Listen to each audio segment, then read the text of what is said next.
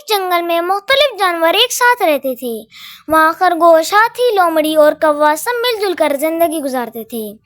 ایک دن ہاتھی نے سب کو بلا کر کہا، ہمیں مل کر جنگل کی حفاظت کے لیے ایک حکمت عملی بنانی چاہیے تاکہ کوئی بے روٹی خطرہ ہمیں نقصان نہ پہنچا سکے۔ سب جانوروں نے ہاتھی کی بات مان لی اور حکمت عملی بنانے لگے۔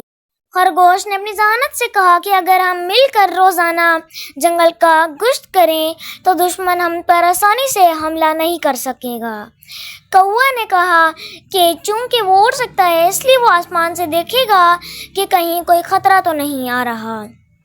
لومڑی جو کافی چالاک تھی نے کہا کہ وہ چھپ کر دیکھے گی کہ اگر کوئی اجنبی جانور آ رہا ہے تو سب کو آگاہ کرے گی۔ ہاتھی نے اپنی طاقت کا وعدہ کرتے ہوئے کہا کہ وہ اپنی مضبوطی سے کسی پہ بھی حملہ آور کو روک لے گا۔ ان سب جانوروں کی مشترک کوشش سے جنگل میں امن اور خوشحالی قائم رہی اور تمام جانور ایک دوسرے کے ساتھ امن سے رہنے لگے۔ ایک دن ایک بھوکا شیر جنگل میں آ گیا۔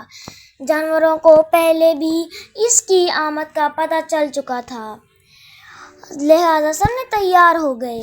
خرگوش نے چھپ کر دیکھ کر جانوروں کو پوزیشن لینے کی ہدایت دی۔ جیسے بھی شیر حملہ ہوا، ہاتھی نے اپنے زور سے اسے روکنے کی کوشش کی، جبکہ کوا اونچی آواز میں چلا کر باقی سب کو خبردار کرتا رہا۔ لومڑی نے شیر کو دھوکہ دینے کے لیے چال چلی اور اسے ایسی جگہ لے گئی جہاں جانوروں نے جال بچھا رکھا تھا۔ آخرکار شیر پکڑا گیا اور جنگل سے بھاگنے پر مجبور ہو گیا۔ یہ کہانی امن جنگل کی جانوروں کے اتحاد اور بہادری کی یادگار بن گئی اور انہوں نے عہد کیا کہ وہ ہمیشہ ایک دوسرے کی حفاظت کریں گے۔ پیارے دوستو، آج کے لیے اتنا ہی، ملتے ہیں آپ سے نیکسٹ ویڈیو میں، تب تک کے لیے اللہ حافظ۔